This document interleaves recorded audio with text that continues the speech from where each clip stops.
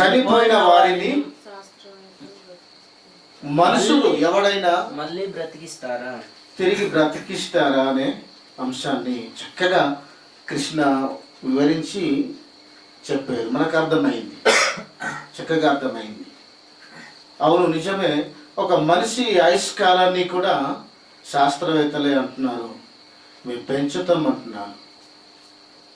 అదే శాస్త్రవేత్తలు చనిపోయినటువంటి మనిషిని కూడా మాకున్నటువంటి ఏంటంటే ఒక జ్ఞానముతో దానిని మరలా చనిపోయినటువంటి వారిని మరలా బ్రతికిస్తామనేటట్టుగా వారు సవాలు విసురుతున్నారు. డబ్బును 2 కోట్ల రూపాయలు దండుకుంటున్నారు. అలా అమాయక ప్రజలను మోసం చేస్తున్నటువంటి ఒక పరిస్థితిని శాస్త్రవేత్తల నుంచి మనం చూస్తున్నాం. కాబట్టి దేవుని పిల్లలారా, వాక్యాన్ని చక్కగా మనం నమ్మాలి. వాక్యమే రైటు. ఇది మనిషి వల్ల ఎప్పుడు సాధ్యపడదు. ఎన్ని దేహాలు, చనిపోయినటువంటి మృతదేహాలు భద్రము చేసినా, అది ఎంతగా వాడు ఎన్ని ప్రయత్నాలు చేసినా ఏ ఉపయోగం లేదు, మనిషి వల్ల కాదు. కాబట్టి ఎంత చక్కటి విషయాలు మనం నేర్చుకున్నామంటే చూడండి, ఒకసారి మంచి మంచి మాటలు మనం నేర్చుకున్నాం. అదే విషయాన్ని మరలా నేను ఒక్కొక్క విషయాన్ని మరలా గుర్తు చేస్తాను. ఎంత బాగుంటాయి మనం బైబిల్ గ్రంథంలో మనం చూడగలం. మనిషి అనేవాడు ఎవరిని బ్రతికించలేడు. వారు ఊరకయ్య మనిషిని భ్రమపరిచి నమ్మించి వాళ్ళ నుంచి ధనాన్ని దోచుకోవాలని ఇలాంటి దురాలోచనలు కలిగి నిష్ప్రయోజనమైనటువంటి ప్రయోగాలు చేస్తూ ప్రజలను దండుకుంటున్నటువంటి శాస్త్రవేత్తలుగా మనకు అర్థమవుతుంది. మరి శాస్త్రవేత్తలు చెప్పిన విధంగా ఎవరు చెప్పాలి, ఎవరు చేయాలి అన్నప్పుడు దేవుడు చక్కగా మనిషిని ఒక ఆలోచనలోనికి తీసుకుని వచ్చాడు. ఈ వాక్యం విన్న తర్వాత ఏ శాస్త్రవేత్త నమ్మకూడదు, ఏ గొప్పవాడిని నమ్మకూడదు, ఎలాంటి వాడిని కూడా నమ్మకూడదు. రాజులను అధికారులను ఎవరిని నమ్మకూడదు. వాళ్ళని నమ్మటం కంటే యెహోవాను ఆశ్రయించటం, నమ్మటం, వెంబడించటమే మేలు. కాబట్టి మొదటి సమూయేలు గ్రంథంలో చూడండి, అసలు మనిషి వల్ల అవుతుందా? అసలు శాస్త్రవేత్త వల్ల అవుతుందా? అసలు శాస్త్రవేత్త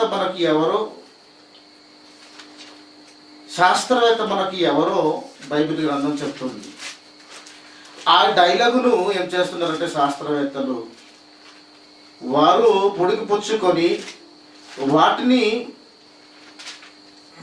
తమ వశం చేసుకొని ఆ మాటలను చెప్తూ ప్రజలను మోసం చేస్తున్నటువంటి విషయాన్ని మనం ఇప్పుడు చూసాం. మొదటి సమూయేలు గ్రంథం తీయండి, 2వ అధ్యాయం 6వ వచనంలో ఈ మాటను వారు తమకే చేసుకొని ఏం చేస్తున్నారు? ప్రజలను మోసం చేస్తున్నారు. చూడండి, జనులను సజీవులుగాను మృతులుగాను చెయ్యువాడు యెహోవాయే అని ఉంది. చూడండి, మనుషులను బ్రతికించేవాడు, మనుషులను చంపేసేవాడు, మనుషులను పాతాళ లోకానికి పంపించేవాడు, పాతాళ లోకము నుండి బయటికి రప్పించువాడు ఎవడు చెప్పండి? పాతాళమునకు పంపుచు, పాతాళ లోకానికి పంపుచు, అందులో నుండి ఆ పాతాళ లోకము నుండి మరలా రప్పించువాడు ఆయనే. ఏ శాస్త్రవేత్త కాదు, ఏ ముఖ్యమంత్రి, ఏ ప్రధాని వలన కాదు ఇవి. అవి మనసులో ఉన్న సాధ్యపడి కావు. ఇవి మనుషులను మృతురనుగా చేసేవాడు ఆయనే, సజీవురనుగా చేసేవాడు ఆయనే, తర్వాత పాతాళంలో పంపించేవాడు ఆయనే, ఆ పాతాళ లోకం నుండి మరలా బయటికి రప్పించేవాడు, వెలికి రప్పించేవాడు ఆయనే.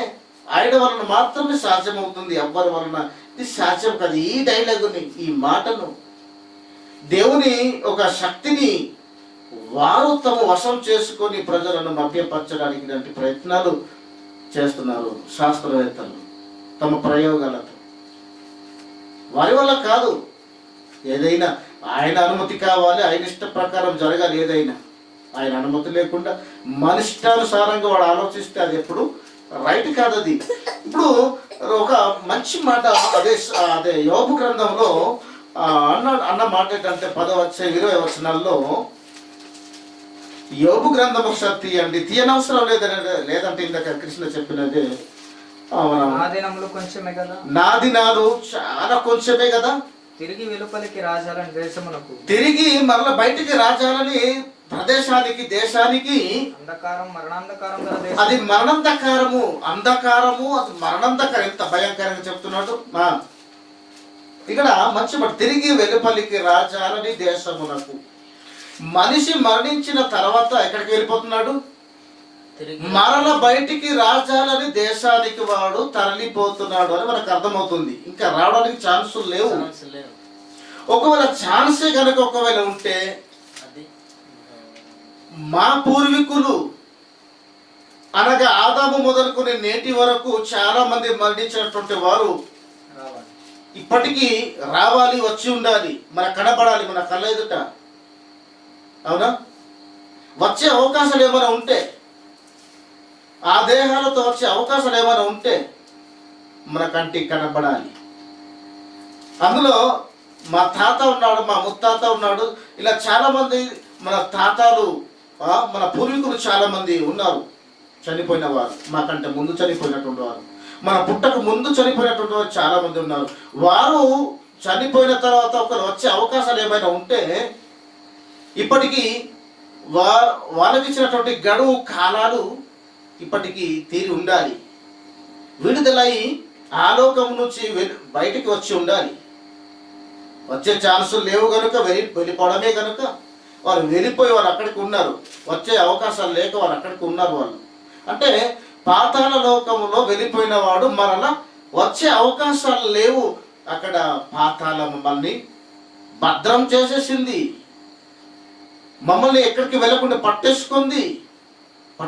అక్కడ ఎవరు తప్పించుకునే అవకాశాలు ఉండవు అక్కడ. ఇక ఒక విషయాన్ని మరలా జ్ఞాపకం చేస్తాను. అదే యోబు గ్రంథం 14:14లోనే ఒక మాట మీరు ఒకసారి ఆలోచన మీరు చేయండి. మరణమైన తర్వాత నరులు బ్రతుకుదురా? అదే మాటలు. మరణమైన తర్వాత మనిషి చనిపోయిన తర్వాత మళ్ళా మనిషి బ్రతుకుతాడా? బ్రతికే అవకాశాలు ఏమైనా ఉన్నాయా? ప్రశ్నిస్తున్నాడు. ఇలాంటి శాస్త్రవేత్తలకు చెప్తున్న మాటలు ఇవి. నేను బ్రతికిస్తాను, నేను జీవాన్ని నేను పోస్తాను, నేను వాళ్ళ బ్రతుకు కాలాన్ని నేను పెంచుతాను అనే ఈ వెర్రి జ్ఞానంతో ప్రజలను మభ్యపరుస్తున్నటువంటి ఈ శాస్త్రవేత్తలకు ఒక హెచ్చరిక, ఒక ప్రశ్న ఇది. ఏమని?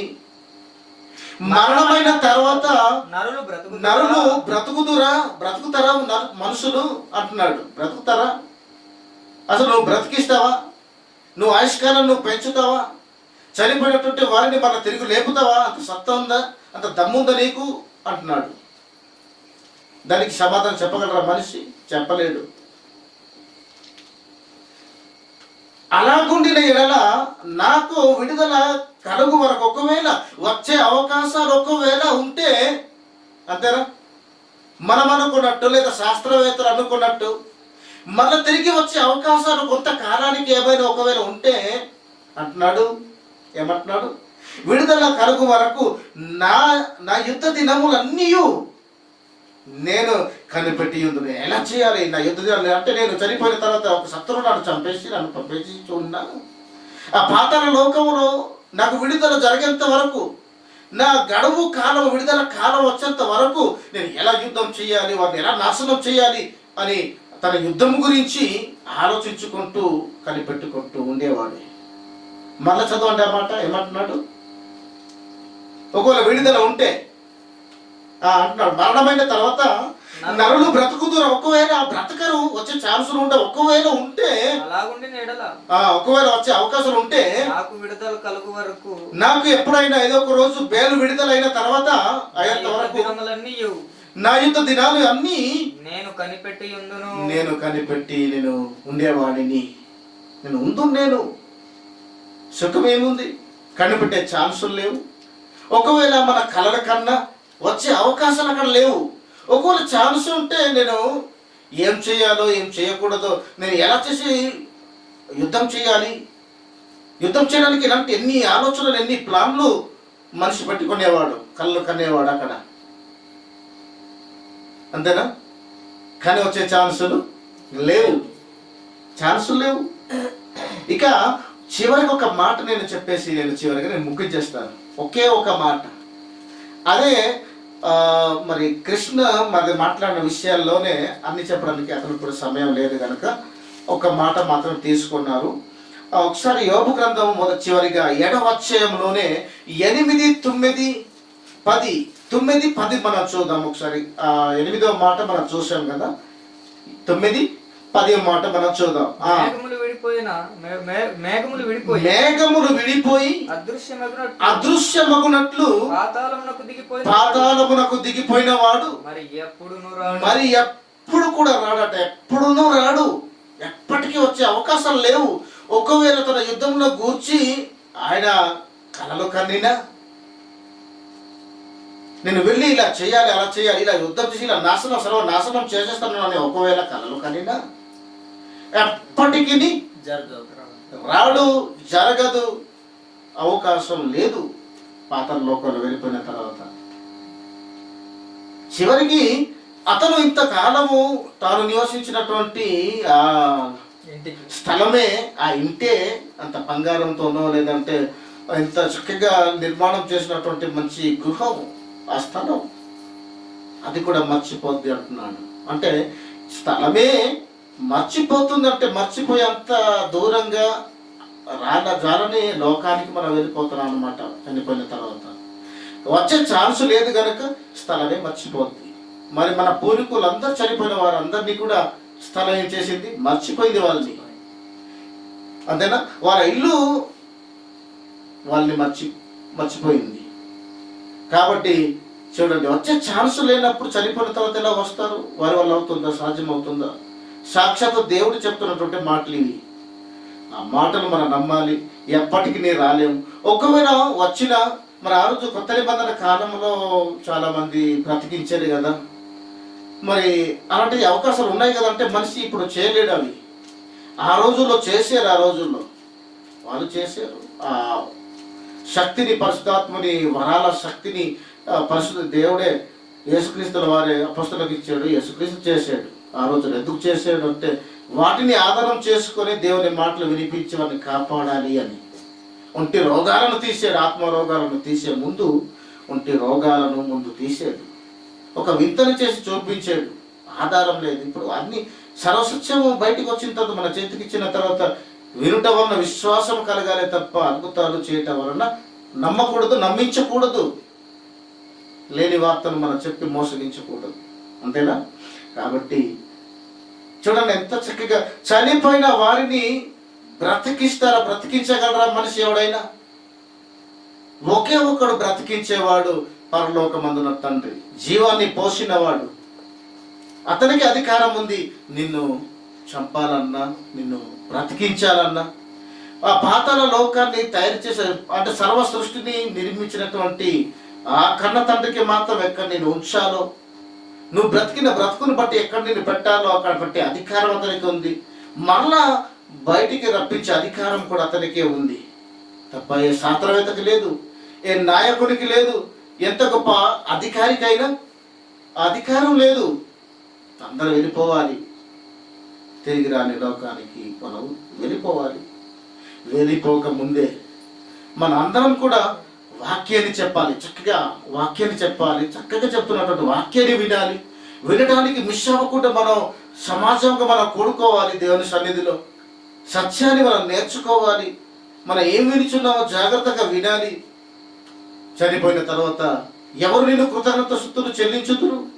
బ్రతికున్న వారే, సజీవులే కదా తండ్రిని స్తుతించేవారు, గణపరిచేవారు, మహిమపరిచేవారు. కాబట్టి శాస్త్రవేత్తలను, మనుషులను ఎవరిని నమ్మకండి అన్నప్పుడు శాస్త్రవేత్త ఎవరు? మనిషి.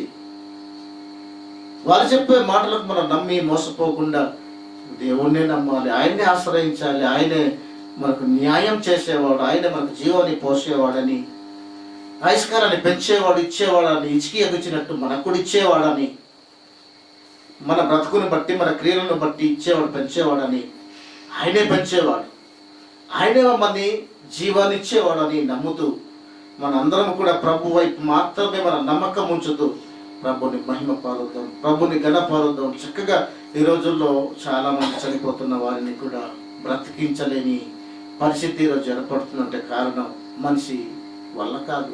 మనిషి చేయకపోతే దేవుని మీద అప్పగిస్తున్నాడు, దేవుడిని బాగు చేస్తాడు అని. కాబట్టి ఈ వాక్యం విన్న మీ అందరికీ దేవుడు దీవించి ఆశీర్వదించును కనుక చక్కగా వాక్యం విన్న మీ అందరూ కూడా చక్కగా నేర్చుకోవాలని ఆశపడుతూ ఉన్నాం. సంతోషం.